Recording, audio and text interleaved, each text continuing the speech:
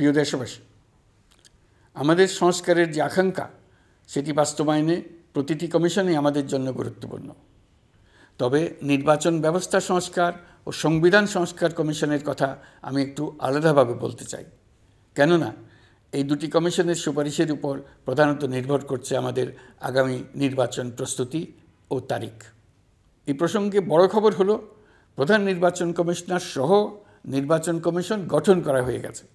Commission দায়িত্ব গ্রহণ করেছে। এখন থেকে তাদের হাতে দায়িত্ব ন্যস্ত হলো ভবিষ্যৎ সরকার গঠন করার প্রক্রিয়া শুরু করার।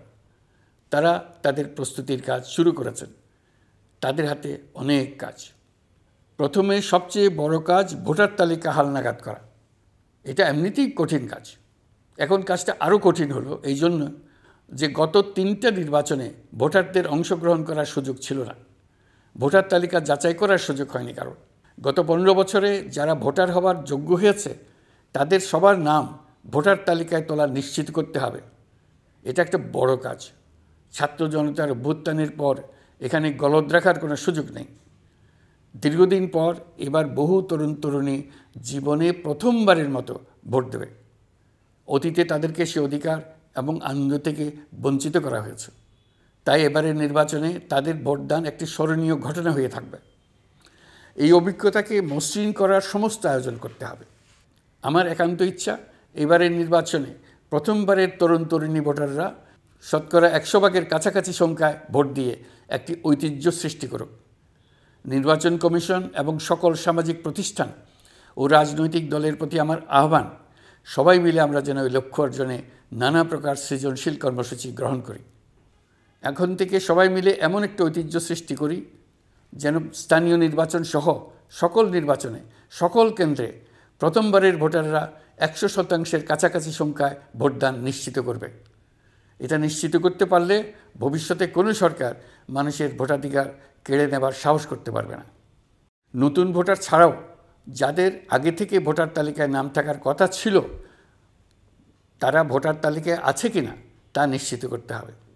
বিশেষ মনোযোগ দিয়ে ভুয়া ভোটারদেরকে তালিকা থেকে বের করে দিতে হবে। এবার আমরা প্রবাসী বাংলাদেশিদেরকে ভোট দেওয়া নিশ্চিত করতে চাই। অতীতে আমরা এই ব্যাপারে অনেকবার আশ্বাসের কথা শুনেছি।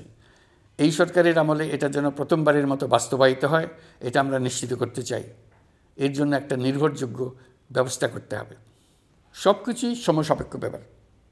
এর সঙ্গে যদি আমরা নির্বাচন প্রক্রিয়া আরও উন্নত করতে চাই, নির্বাচন সংস্কার কমিশনের সুপারিশমালা বাস্তবায়ন করতে চাই, তাহলে প্রয়োজনীয় সংস্কারের বিস্তৃতি ও গভীরতা অনুসারে নির্বাচন কমিশনকে সময় দিতে হবে।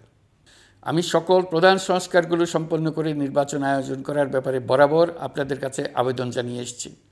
তবে রাজনৈতিক ঐকমত্যের কারণে আমাদেরকে যদি অল্প কিছু সংস্কার করে ভোটার তালিকা নির্ভুলভাবে তৈরি করার ভিত্তিতে নির্বাচন সম্পন্ন করতে হয়, তাহলে 2025 সালের শেষের দিকে নির্বাচন অনুষ্ঠান হয়তো সম্ভব হবে।